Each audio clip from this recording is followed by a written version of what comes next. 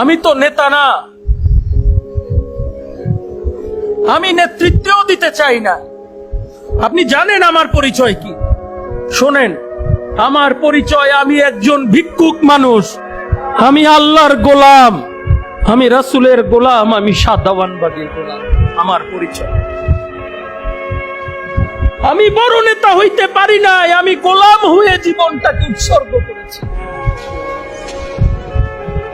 আমি নিজেকে পুরে আপনাকে আলোকিত করছি।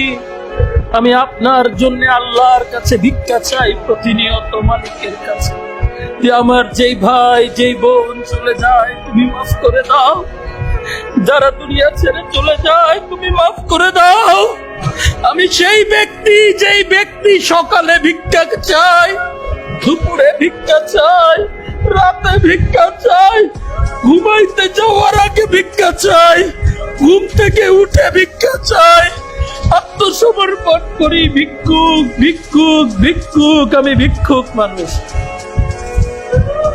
এবং আমার তার পরিচয় দিতে বিন্দু মাত্র লজ্জা নাই, আমার এই পরিচয় দিতে বিন্দু মাত্র সংকোচ নাই। আমি আমার জীবনকেই তো উৎসর্গ করে দিয়েছি মালিকের পদে।